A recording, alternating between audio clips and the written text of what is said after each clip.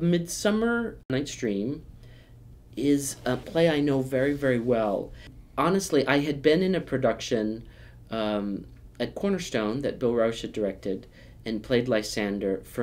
It was a touring production that we did over the course of many, many years. So it was the show that wouldn't die. It kept coming back. And it was a chamber production that focused on the four young lovers. So in this production, the fairy world was played by shadow puppets, and the mechanicals, the folks putting on the play within the play, were played by table lamps. So it was a very brilliant, fun, interesting production that had a sort of its setting. It didn't really have much of a set, but these kids were from a Catholic school, a parochial school.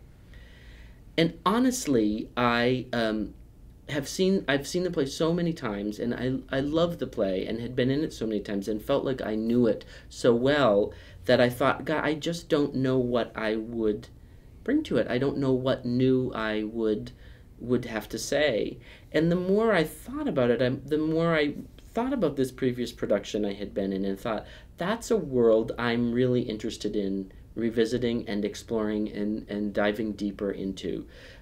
Partly because I was raised outside of Boston in an Irish Catholic family and went to Catholic school, and was growing up in the 60s when my parents were dealing with the Vatican II reforms, when the church was opened, when the Latin Mass became whatever language you want it to be in. The whole notion of infallibility was going out the window, and so the church was becoming more opened, necessarily so, but it was a time of, I remember my parents, it was just the rules suddenly, things you thought were not just rules, but were sort of pillars of the world, where suddenly you were told, oh no, they're not. And people welcomed them, but were terrified by them. And so I know, growing up Catholic, it was a very strange and complicated time. And I remember in our local parish, the priest fell in love with a woman in the parish who had been recently divorced, and they eloped. They ran off together. And it was, of course, this huge, huge scandal.